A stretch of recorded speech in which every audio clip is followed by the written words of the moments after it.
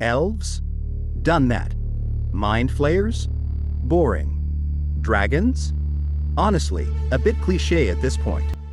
Today, we're talking about the big, beefy, and occasionally clinically depressed artists of the D. Stone giants indeed. Their entire society, their version of the ordning, the giant caste system, is based entirely on artistic skill. Imagine a society where your political power and social standing are determined solely by how well you can chisel a stalagmite. If your masonry skills are trash, you are literally pushed to the outer edges of the colony to be a guard. That's right, the ones you fight at the entrance of a cave are the losers of their society. The art school rejects. Let that sink in. But the wildest thing about them is their worldview. Their entire existence is basically a prolonged existential crisis. They genuinely believe that the underground is the only true reality. The surface world? That's just a fleeting, chaotic dream. They think your job, your kingdom, your epic quest to save the world, and your magical talking sword are all just a hallucination. While they stand there in the dark chipping away at rocks, that is real life. How are you supposed to argue with that kind of philosophy? Worse yet, because they think the surface is a dream, if a stone giant actually goes up to the surface, they act like a player in Grand Theft Auto. Nothing matters, there are no consequences, and these people aren't real. A surface-dwelling stone giant is basically an unhinged lucid dreamer with the strength to punt a horse over a castle wall. Let's talk mechanics, because their combat style is a beautiful nightmare. They don't need flashy magic. They just need a rock, an arm the size of an oak tree, and enough accuracy to make every pro-elven archer in existence quit their job.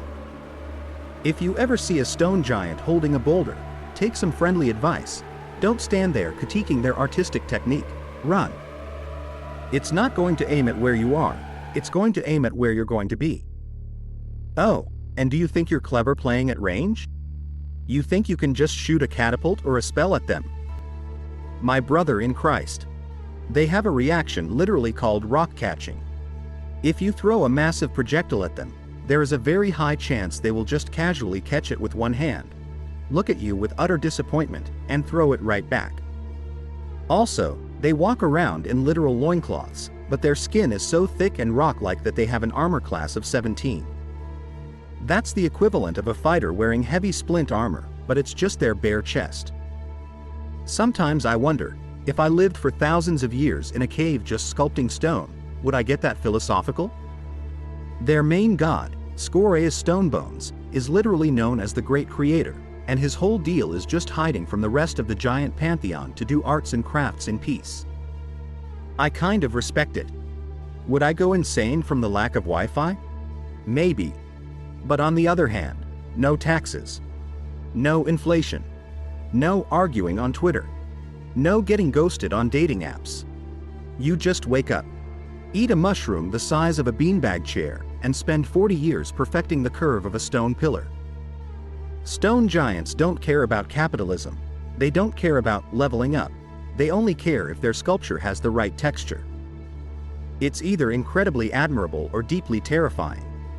I'm honestly not sure which, but I'm leaning towards jealous. Don't piss off a stone giant unless you want to end up looking like a tomato that got flattened by an artisanal steamroller. They aren't inherently evil, they're just cranky, introverted artists with a temper and a devastating fastball. As always, if you enjoy listening to me ramble about these beautiful, terrifying monsters, hit that like and subscribe button. Or don't, I'm a YouTuber, not a police officer. Either way, thanks for watching, stay safe out there, and try not to get stoned.